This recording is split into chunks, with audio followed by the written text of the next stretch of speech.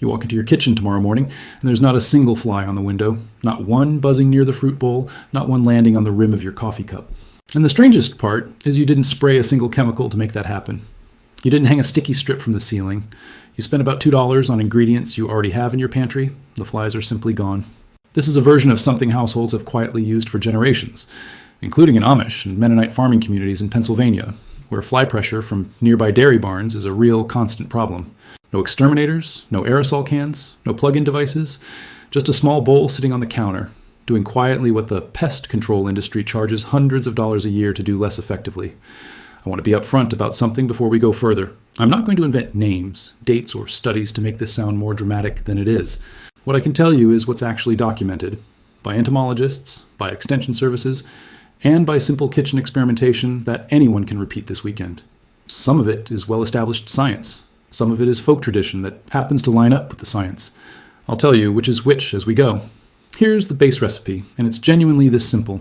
About half an inch of apple cider vinegar in a small bowl or jar, a teaspoon of sugar dissolved in 2 or 3 drops of plain dish soap. Optional, a slice of overripe banana or other soft fruit laid on top to extend how long the trap keeps working. That's it. It costs next to nothing, and it's been independently tested and written about by pest control companies, home writers, and food safety bloggers, not just passed down in kitchens. Here's why it works, and it isn't mysterious. A fly's antennae detect volatile compounds released by fermenting and decaying fruit, and apple cider vinegar happens to be a near-perfect chemical mimic of that smell. Sugar deepens the scent signal. A piece of soft fruit continues releasing new volatile compounds for days or weeks as it breaks down, which is why a trap with fruit in it keeps working long after a plain vinegar trap has gone stale. The dish soap is doing something different, and it's the part people get wrong most often. Water and vinegar have surface tension, so a fly can land, drink, and take off again. A drop or two of dish soap collapses that surface tension. The moment a fly's feet touch the liquid, it sinks and can't climb back out. This mechanism, vinegar as bait, soap as the mechanism that actually traps them, is confirmed consistently across pest control company guidance and independent tests, not just anecdote. Too much soap changes the smell profile and can actually put flies off, so 2 or 3 drops is the right range, not a tablespoon. One honest caveat. Vinegar traps are very good at catching adult flies that are already in your house. They don't do anything about a breeding source. A full trash can, a dirty drain, produce it going bad in a cupboard. If flies keep reappearing, no matter how many you catch, the trap is treating a symptom, and it's worth tracking down where they're actually coming from. Placement matters more than people think. For a simple reason, flies are following a scent gradient, not just wandering randomly. A few practical rules that hold up. Put it several feet away from an open door, not right next to it.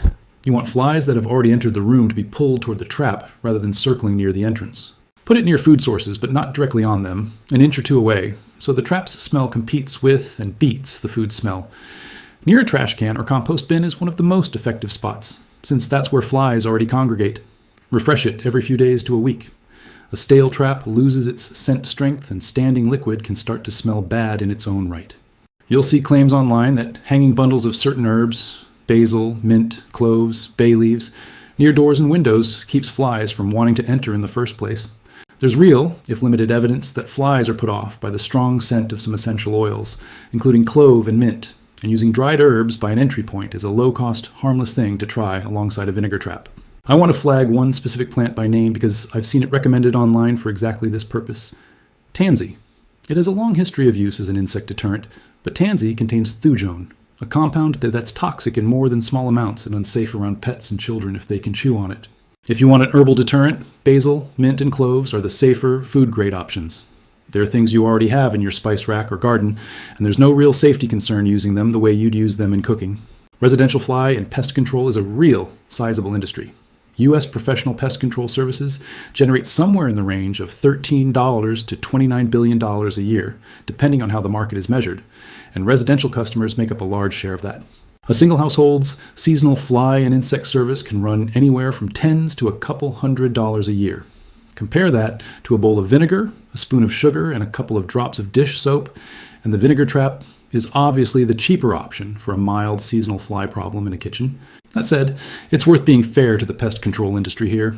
Professional services exist mostly for problems a kitchen trap was never designed to solve. Termites, bedbugs, ants, rodents, and larger infestations where a vinegar bowl genuinely won't help. The trap isn't a replacement for professional pest control across the board.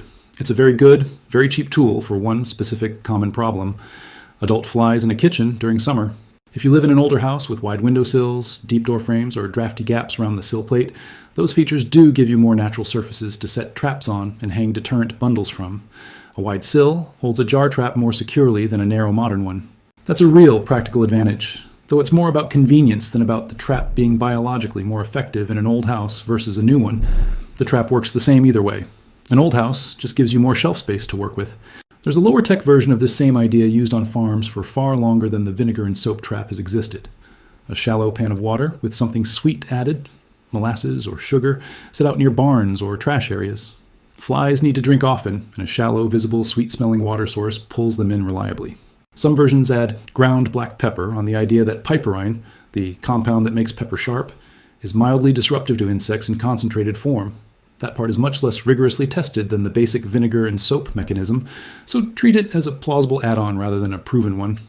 A reasonable, honest version of a full kitchen fly control setup looks like this: a vinegar sugar soap trap on the counter a few feet from the door and near, not on top of, fruit or bread. A second trap near the trash can or compost bin, refreshed every few days. Dried basil, mint, or cloves near doors and windows if you want an added layer.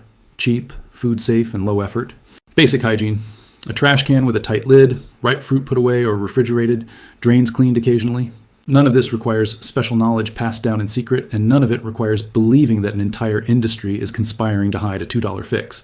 It requires understanding fly behavior, what they smell, what they're drawn to, and what actually traps them once they land, and using that instead of, or alongside, whatever you're already doing. For a garden variety summer fly problem in a kitchen, this setup will noticeably thin the numbers within a few days, and it costs almost nothing to try.